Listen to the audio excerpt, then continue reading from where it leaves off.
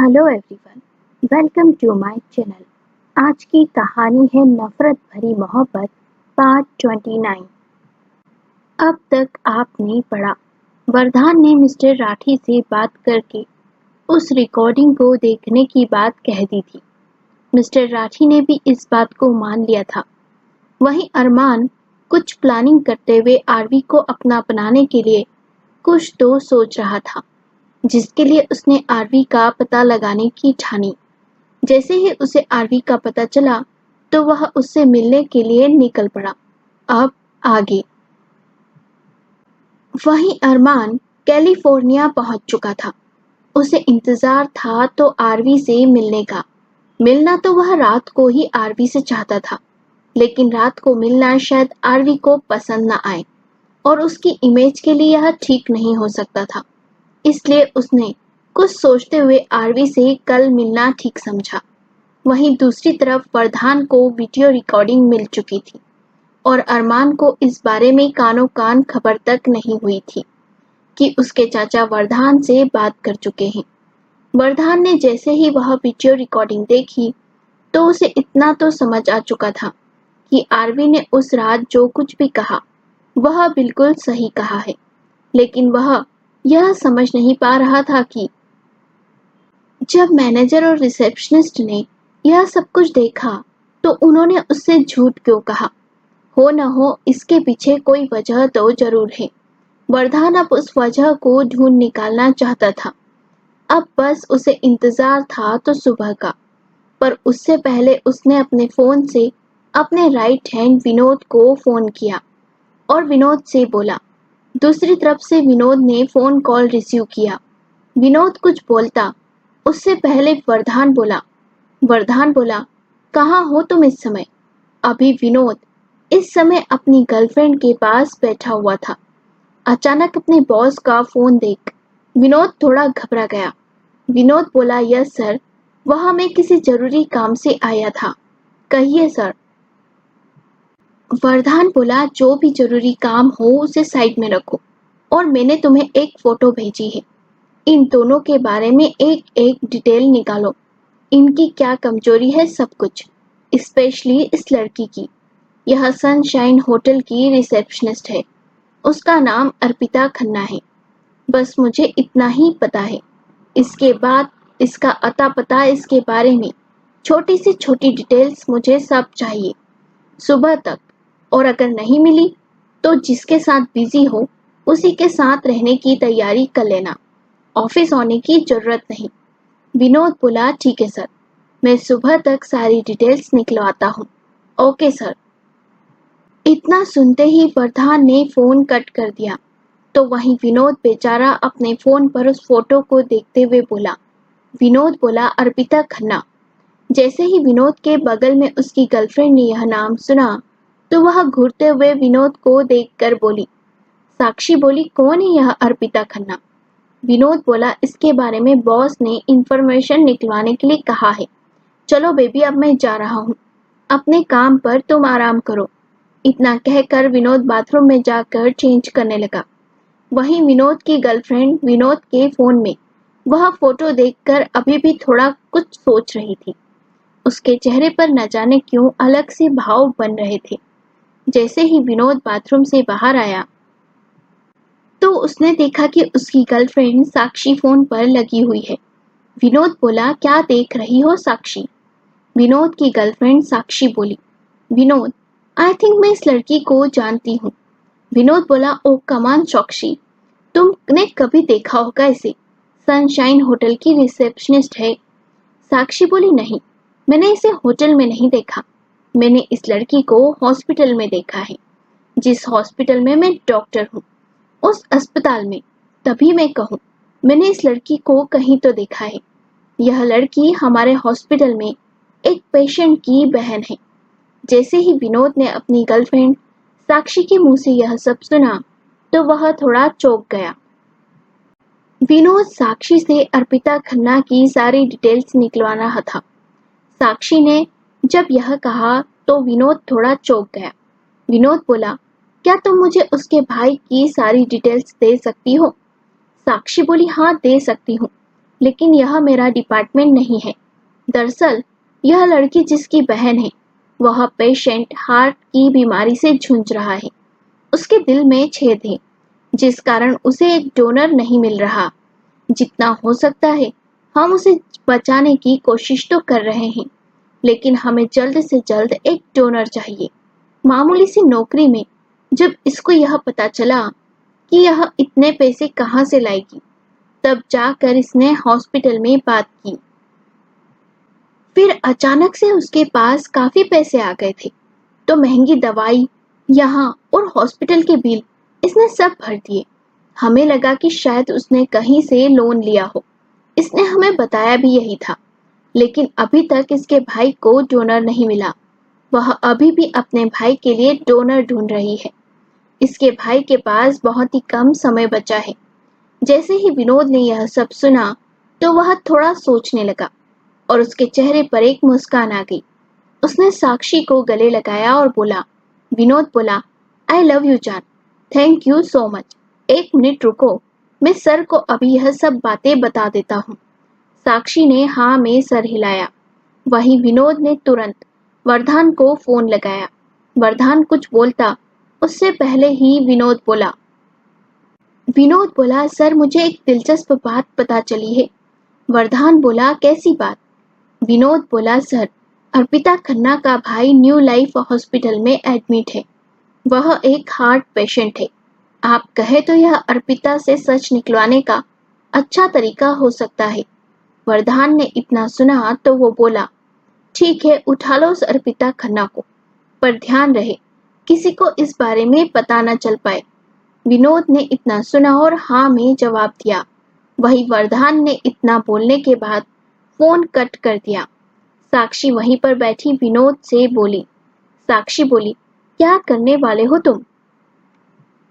विनोद बोला, कुछ खास नहीं, बस सच का पता लगवाने वाले हैं। तुम चिंता मत करो, कुछ गलत नहीं होगा। इतना कहकर विनोद वहां से चला गया। साक्षी न्यू लाइफ हॉस्पिटल में न्यूरोसर्जन थी। एक एक्सीडेंट केस में विनोद और साक्षी की मुलाकात हुई। वहीं से दोनों ने एक दूसरे को जाना और पहचाना और धीरे धीरे बातचीत प्यार में बदल गई। विनोद वरदान का राइट हैंड है और यह हर कोई जानता था। विनोद से कुछ कहना है, इसका मतलब सीधे सीधे वरदान से कहना। इसलिए जितना रुतबा वरदान का था, विनोद का रुतबा भी वरदान के कारण काफी अच्छा खासा था। विनोद और वरदान एक दूसरे को स्कूल टाइम से जानते थे। विनोद एक मिडिल क्लास फैमिली से था। जब उसकी माँ की डेथ हुई तो पापा नई माँ ले आए। उसे नई माँ का प्यार तो कभी नसीब नहीं हुआ, लेकिन उसके पिता से जो उसके थोड़े बहुत अच्छे संबंध थे, वह भी हमेशा के लिए खत्म हो गए। स्कूल टाइम में जब उसकी नई माँ के भड़काने के कारण उसके पिता ने उसको स्कूल जाने से मना कर दिया और घर पर रहकर काम करवाना शुरू किया, तो वरदान के दादाजी ने ही विनोद को उसके पिता से अडॉप्ट कर लिया। तब से विनोद वरदान के साथ ही रहता। विनोद जब से साक्षी से मिला था, तब से वह काफी खुश रहने लगा था। वही वरदान भी इस बात से खुश था कि चलो विनोद की लाइफ में अब कुछ तो अच्छा हो रहा है। जिस खुशी के लिए वह इतने साल तरस रहा था, वह खुशियां उसे साक्षी के साथ मिल रही है। इसलिए वरदान ने अपना यूएस में बिजनेस विनोद को सौंप रखा था। वरदान भी अपना बिजनेस यूएस से ही करता था। इंडिया वह आता जाता रहता, लेकिन आरवी और उसके अलग होने के बाद वरदान कभी यूएस नहा ही नहीं। वह 8 महीने पहले ही इंडिया शिफ्ट हो गया और अपने बिजनेस को वहीं से ऑपरेट करने लगा, जिस कारण अदिति की सुरक्षा के लिए उसने अदिति को आरवी के साथ ही रखा था। वरदान जानता था कि उसके बहुत से दुश्मन घात लगाए बैठे हैं। अगर वरदान की कमजोरी के बारे में किसी को भी पता चल जाता है, तो अदिति की जान पर बन जाती, जो वरदान कभी नहीं चाहता था। वही साक्षी और विनोद अब एक दूसरे से शादी करना चाहते थे। वे काफी लंबे समय से एक दूसरे को डेट कर रहे थे। साक्षी चाहती थी कि विनोद एक बार अपने घर पर इस बारे में बात करे, लेकिन विनोद को पता था कि अगर उसने इस बारे में अपने घर पर बताया तो वहां हंगामा खड़ा हो जाएगा। साक्षी की माँ इंडियन और पिता फॉरेनर थे। जब साक्षी की माँ लंदन आई थी तो उस समय उसके पिता वहां किसी मीटिंग के लिए आए हुए थे। वे काफी अच्छी फैमिली से ताल्लुक रखते थे। साक्षी की माँ और उसके पिता वहीं एक दूसरे से मिले। धीरे धीरे उनमें प्यार हुआ और उन दोनों ने शादी कर ली। इसलिए साक्षी उन दोनों की टू कॉपी थी। उसने हिंदी भाषा अपनी माँ से सीखी थी। उसे इंडिया का कल्चर काफी पसंद था, लेकिन कभी इंडिया जाना नहीं हो पाया। उसकी माँ ने जब उसके पिता से शादी की तो उसकी माँ के घर वालों ने उनसे हमेशा हमेशा के लिए रिश्ते तोड़ दिए, जिस कारण साक्षी भी कभी इंडिया वापस नहीं जा पाई। साक्षी के पिता विनोद को काफी अच्छे से जानते थे। माँ तो काफी टाइम पहले ही चल बसी थी, पर जब साक्षी के पिता को विनोद के इंडियन होने के बारे में पता चला तो उन्हें थोड़ा डर लगा। लेकिन विनोद ने उन्हें साफ बता दिया था कि वो साक्षी के लिए कभी चिंता ना करें। वह साक्षी का साथ कभी नहीं छोड़ेगा। साक्षी के पिता इस बात से खुश थे कि साक्षी को बहुत अच्छा लड़का मिल रहा है। साक्षी के कहने पर एक बार विनोद ने अपने घर पर बात की। तब उसे पता चला कि उसकी सौतेली माँ उसके लिए रिश्ता लेकर आई है, वह भी अपनी भाभी की बहन की बेटी का। विनोद की माँ को पता था कि विनोद बहुत अच्छी जॉब करता है, इसलिए उनके मन में लालच आ गया था। अगर उनकी ही पसंद की बहू घर आ जाती तो घर पर उनका एक अधिकार हो जाता। लेकिन विनोद ने साफ इनकार कर दिया कि वह उनकी पसंद से शादी नहीं करेगा। तब उसकी माँ ने उसे यह धमकी भी दी थी कि अगर उसने उनकी पसंद की लड़की से शादी नहीं की तो इस घर में उसका कोई हिस्सा नहीं होगा। विनोद ने आसानी से यह बात मान भी ली थी, लेकिन अपनी सौतेली माँ को काफी अच्छी धमकी देकर।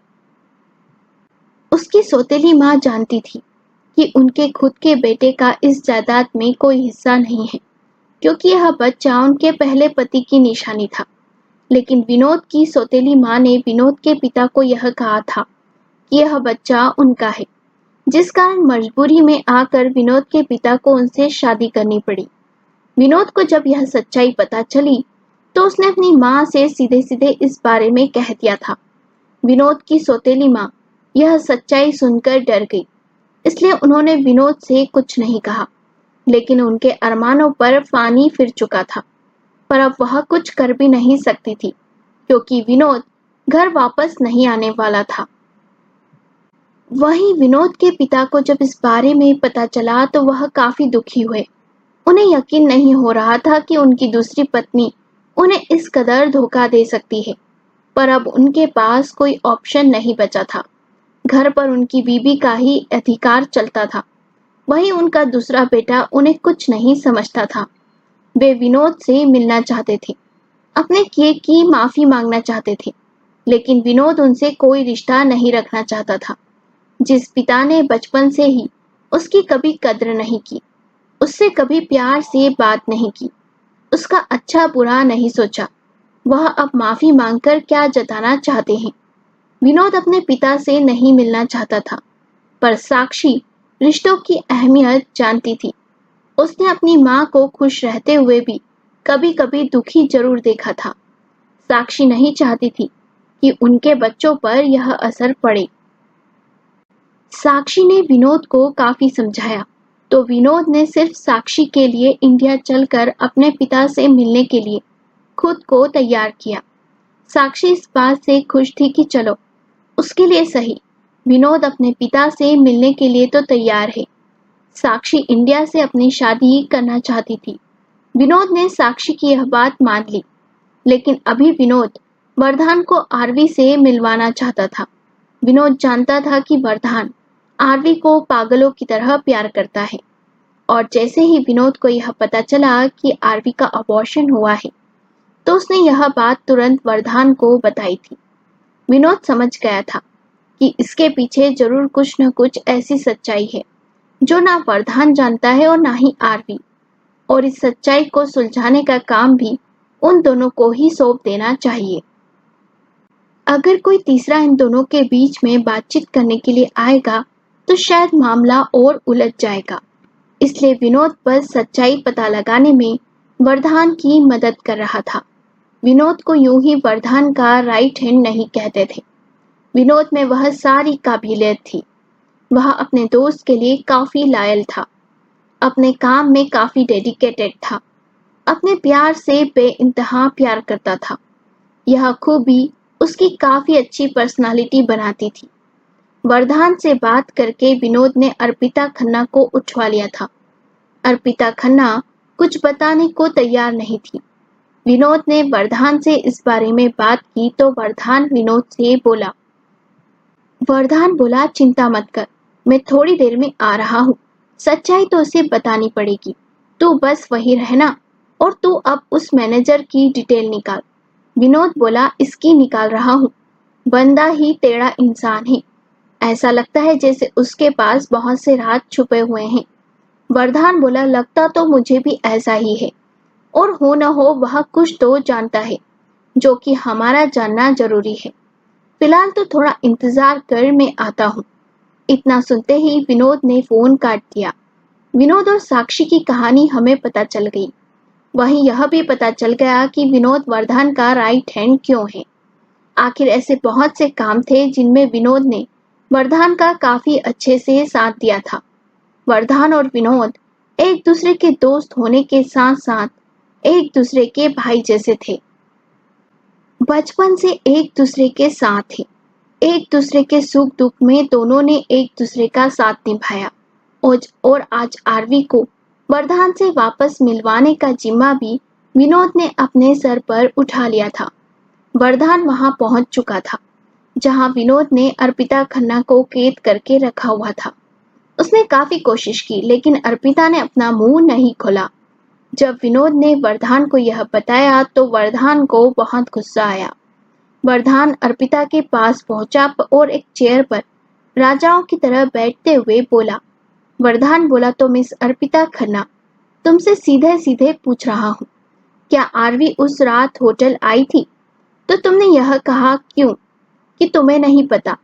तुमने आरवी को नहीं देखा?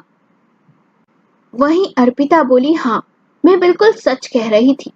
वरदान थोड़ा मुस्कुराया और फिर लैपटॉप को आगे करते हुए अर्पिता की तरफ देखते हुए बोला। वरदान बोला, अगर जो तुम बोल रही हो वह सच है तो जो इस वीडियो में दिख रहा है वह क्या है? जैसे ही अर्पिता ने एक नजर लैपटॉप की तरफ उस वीडियो पर डाली तो उसकी आंखें बड़ी हो गई। उसके चेहरे पर घबराहट साफ दिख रही थी। उसको यूं घबराता देख वरदान के चेहरे पर एक मुस्कान आ गई। वरदान बोला, क्या हुआ? तुम्हारे चेहरे पर इतना पसीना क्यों आ रहा है? अर्पिता बोली, क्यों लाए हो मुझे? छोड़ो, मुझे जाने दो। वरदान बोला, जाने देंगे, लेकिन पहले तुम सारा सच बताओ कि आखिर उस रात क्या हुआ था। अर्पिता बोली, मुझे सचमुच कुछ नहीं पता। मुझे लगा कि मुझे आपसे खतरा है, इसी वजह से मैंने आपको सच्चाई नहीं बताई। वरदान बोला, तो ठीक है, मैं विश्वास दिलाता हूँ कि मेरे कारण तुम्हें कोई खतरा नहीं होगा। अब मुझे सारी सच्चाई बताओ। अर्पिता बोली, सचमुच मुझे कुछ नहीं पता इस बारे में। वरदान बोला, ठीक है, तो मुझे भी नहीं पता कि तुम्हारा भाई हॉस्पिटल से कैसे गायब हो गया। जैसे ही अर्पिता ने यह सुना तो उसके चेहरे पर अचानक से बेचैनी के भाव दिखने लगे। अर्पिता बोली, मेरा भाई, क्या किया तुमने उसके साथ? कहाँ है वो? वरदान बोला, रिलैक्स अर्पिता, तुम्हारा भाई बिल्कुल सेफ है, पर तब तक जब तक तुम सच बताओगी। अगर तुमने मुझसे कोई चालाकी की या फिर झूठ कहा तो तुम्हारा भाई जिंदा बचेगा या नहीं, इसकी कोई गारंटी नहीं है। अर्पिता बोली, तुम ऐसा कैसे कर सकते हो? वरदान बोला, जैसे तुम कर सकती हो वैसे ही मैं भी कर सकता हूँ। तो अब तुम चुपचाप मुझे सारा सच बताओ। अर्पिता के चेहरे पर लाचारी साफ नजर आ रही थी। अर्पिता की आंखों से आंसू बहने लगे। अर्पिता बोली, नहीं, अगर मैंने तुम्हें सच्चाई बता दी तो वो मेरे भाई को जान से मार देंगी। वरदान बोला, तुम्हारे भाई को कुछ नहीं होगा। अगर तुम मुझसे हाथ मिला लेती हो और मुझे सारी सच्चाई बता देती हो तो यकीन मानो तुम और तुम्हारे भाई का मैं ध्यान रखूंगा। उसका ऑपरेशन भी बहुत अच्छे से होगा और तुम्हें ये नौकरी भी नहीं करनी होगी, पर तुम्हें मुझे सारा सच बताना होगा। अर्पिता बोली, मैं कैसे मान लूं कि आप अपनी कही हुई बात पर टिके रहेंगे? वरदान थोड़ा हंसा और बोला, मैं वरदान सिंह ठाकुर हूँ। मैंने अपनी बात से मुकरना कभी नहीं सीखा। तुम चाहो तो आजमा सकती हो। अर्पिता बोली, ठीक है, मैं तुम्हें सारी सच्चाई बता देती हूँ। वरदान बोला, बहुत अच्छा डिसीजन लिया तुमने। अब बताओ मुझे सारी सच्चाई। अर्पिता ने वरदान की तरफ एक नजर देखा और फिर वरदान के फोन की तरफ, जिस फोन पर उसके भाई को कैद करने का वीडियो चल रहा था। अर्पिता ने एक लंबी सांस ली और बोली, अर्पिता बोली, दरअसल उस रात वह लड़की आरवी होटल आई हुई थी। यह बात होटल का स्टाफ, मैनेजर और मैं जानते थे। उस रात जब आप अपने रूम में थे तो उस लड़की ने हमें मैनेजर के साथ मिलकर आपकी कॉफी में नींद की गोलियां मिलाई थी, जिस कारण आपको काफी तेज नींद आई और उस रात आपके साथ क्या हुआ आपको कुछ याद नहीं। देखिए, ज्यादा तो मैं भी नहीं जानती, पर मैनेजर ने मुझे मुंह बंद रखने के लिए कहा था और वह लड़की भी मैनेजर के साथ मिली हुई थी। मुझे बस एक फोन कॉल आया था और साथ ही मुझे मैनेजर से यह धमकी मिली कि अगर मैंने यह बात किसी को बताई तो मेरे भाई को जान से मार देंगे। अगर मैंने उनका साथ दिया तो मेरा भाई का इलाज अच्छे से होगा। देखिए, मैं अपने भाई से बहुत प्यार करती हूँ। उसके लिए ही मैं एक मामूली सी रिसेप्शनिस्ट की जॉब कर रही हूँ। मैं उसे बचाने के लिए तैयार हो गई और मैंने उनकी बात मान ली। मुझे पता था वह लड़की आपसे बहुत प्यार करती है। जिस दिन वह होटल आई वह काफी खुश थी, लेकिन जब वो वहां से गई तो यकीन मानिए मुझे उसके लिए बहुत बुरा लग रहा था। मैंने मैनेजर से इस बारे में बात की तो उन्होंने मुझे काफी धमकाया और यह भी कहा कि मैंने अपना इरादा बदला या किसी को सच्चाई बताने की कोशिश की तो वह मेरे भाई को जान से मार देंगी। मैं काफी डर चुकी थी। फिर जब आप होटल आकर इस बारे में पूछताछ करने लगे तो मुझे लगा कि शायद अब आपको सच्चाई पता चल जाएगी। मैंने मैनेजर से इस बारे में भी बोला तो उनके चेहरे पर डर साफ नजर आ रहा था। उन्होंने मुझे यह कहा कि इस बारे में बॉस से बात करेंगे। वरदान बोला, ये बॉस कौन है? अर्पिता बोली, मैं नहीं जानती इस बारे में। सिर्फ मैनेजर जानता है कि वो बॉस कौन है। मुझे जिसका फोन आया था वह पता नहीं कौन था, लेकिन मैंने उन्हें सामने से नहीं देखा है। हाँ, मैनेजर को इस बारे में सब कुछ पता है कि वो कौन है और उस लड़की के बारे में भी मैं कुछ नहीं जानती हूँ। बस मुझे इतना पता है कि वो लड़की यहाँ से किसी अलग देश जा चुकी है। उसने अपनी पहचान, अपना हुलिया सब कुछ बदल लिया है। इस काम के सबको तगड़े पैसे मिले थे। मुझे बस बात छुपाने के ही 20 लाख रुपए मिले थे। तो आप अंदाजा लगा सकते हैं कि मैनेजर, जो कि उस आदमी की सच्चाई जानता था, और वह लड़की जिसने यह काम किया, उसे कितने मिले होंगे। आपको मैनेजर जितना सीधा लग रहा है वह इतना सीधा है नहीं और वह सारी सच्चाई बहुत अच्छे से जानता है। अगर आप उनसे अपने तरीके से सच्चाई निकला पाएंगे तो शायद वह आपको बता भी दे। वरदान बोला, अगर इस बात में 1% भी झूठ हुआ तो याद रखना, वरदान सिंह ठाकुर से झूठ बोलकर धोखा देने वालों का अंजाम अच्छा नहीं होता।